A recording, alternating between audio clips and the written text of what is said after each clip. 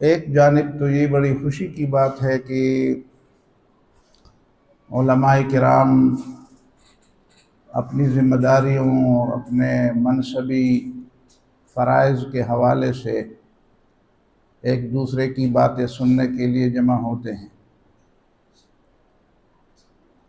تو اس بات کو تو زیادہ سے زیادہ اس کی حوصلہ افزائی ہونی چاہیے۔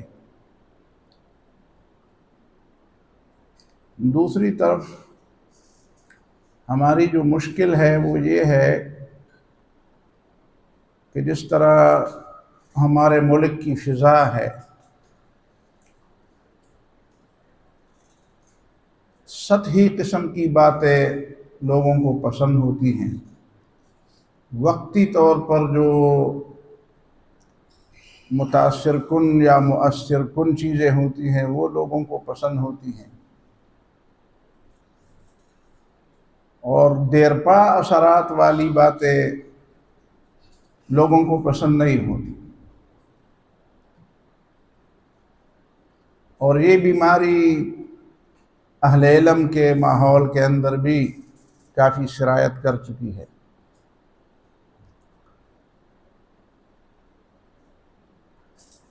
گمنامی بنیادوں کو سنوار کر اس پہ تعمیر کرنے کے لیے ایک موقع فراہم کرنا، یہ باتیں تقریباً ناقابل قبول ہے لوگوں کے ذہن کے اندر۔ لوگوں کے لیے قابل قبول منصوبہ، لائحہ عمل اور پروگرام وہ ہوتا ہے جس کے نتائج فوری طور پر لوگ حاصل بھی کر سکے، اس میں سے حصہ دار بھی بن سکے، وہ منظر پر بھی سامنے ہوں۔ حالانکہ اسلام تو بہت بڑی بات ہے، کسی بھی تحریک کو، کسی بھی مشن کو، کسی بھی مقصد کو ایسے لوگ نقصان پہنچاتے ہیں جو اپنے عمل اور اپنی جدوجہد کا پھل خود کھانا چاہتے ہیں۔ وہ ایک لطیفہ آپ کو پتہ ہوگا، امام ابن جوزی نے غالباً کتاب الاذکیاء میں لکھا ہے کہ ہارون الرشید راستے جا رہا تھا تو ایک بوڑھے آدمی کو دیکھا، وہ کھجور کا پودا لگا رہا ہے، تو اس نے اپنے نوکروں سے کہا اس آدمی کو بلاؤ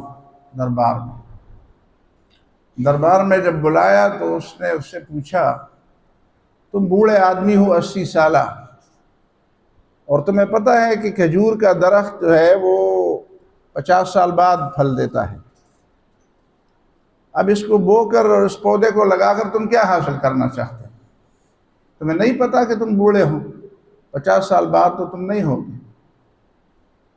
اس نے کہا بادشاہ سلامت، کسی نے تو بویا تو میں نے اس کا پھل کھایا، اب میں اس پودے کو لگاؤں گا تو کوئی اور آ کر اس کا پھل کھا لے گا، میں اپنے لیے نہیں کرتا۔ تو ہارون کو اس کی بات بڑی پسند آئی۔ اس کے پاس ایک طریقہ ہوتا تھا کہ دیناروں سے بھرے ہوئے اس کے پاس تھیلے ہوتے تھے، تو کہا کہ اس کو ایک تھیلا دے دو، بڑی کام کی بات اس نے کی۔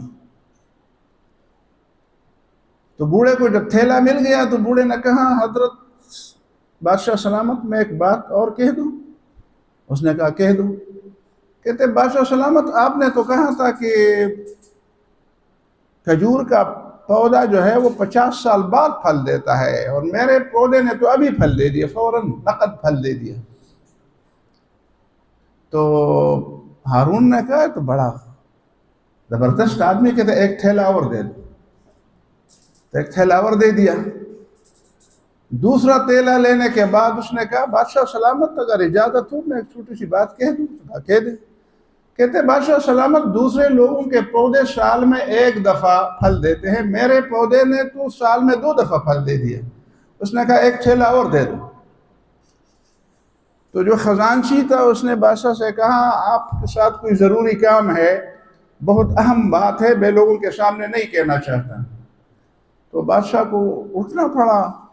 نے کہا کیا اہم بات ہے؟ کہتے اہم بات یہ ہے کہ یہ بوڑھا تو سارا خزانہ لے جائے گا، ایک ایک بات پر ایک ایک تھیلا لے کر سارا خزانہ لے جائے گا، تو ذرا اس کو رخصت کر دو، دوسرے بھی کام ہے۔ اس نے کہا اگر پورا خزانہ بھی مجھے دینا پڑا تو میں بخل نہیں کروں گا، یہ آدمی اس بات کا مستحق ہے، اس کو دیا جائے۔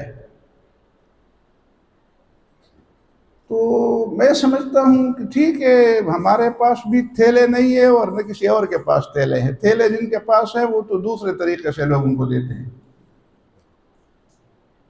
میں کہنا یہ چاہتا تھا